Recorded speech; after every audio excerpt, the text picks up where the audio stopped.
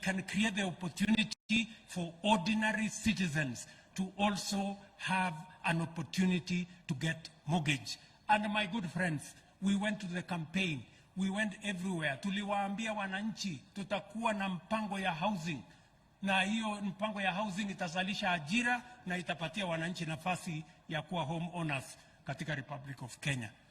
Mimi nataka niwaambie hivi, tafadhali tuache siasa kidogo kidogo hii ya mashindano, tupange maendeleo ya taifa letu la Kenya.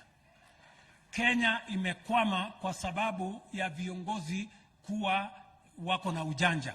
Mambo ya ujanja tuwache, ile tulisema tufanye, si ndio? Kwa sababu wananchi walipiga foleni mapema bwana, wakatupatia nafasi ya uongozi. Sasa tupange mambo yao, tuache story mingi, ama ni aje jameni? So please, my good friends, leo mimi nimekuja hapa so that we can all be clear. Housing fund, the contribution you make in the housing fund is not a tax. Sio ushuru, hiyo ni pesa yako. Hiyo ni pesa yako, sio pesa ya ushuru. Na hiyo pesa yako ukitoa shilingi moja, yule ambaye ni amekuajiri anatoa shilingi moja. Ndio, na hiyo pesa yote inakuwa pesa ya mwananchi. Alafu ndio tunapanga vile hawa wananchi. Nimesikia watu wakisema sasa hii pesa itakuwaje? It is the shillings that will become thousands, and that will become millions, and that will become billions, and that's the money we are going to use to build affordable housing. Na tumefanya mambo matatu tayari. Jambo la kwanza, tatizo kubwa kwa mambo ya mwananchi wa kawaida kuwa na nyumba ni kwa sababu hawezi kulipa ile gharama ya ardhi. Si ni kweli? Plot kupata hapa si ngumu.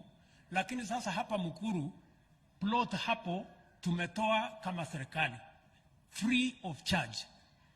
Tumefanya ushirikiano na counties 41 tayari wametupatia shamba for free ya kujenga manyumba ya wananchi wa kawaida. We already have 4,000 acres in the Republic of Kenya in different counties ya kujenga, ya kufanya mpango wa affordable housing. Jambo la kwanza. Jambo la pili, tumeondoa ushuru kwa mambo yote ambayo itatumika kwa affordable housing.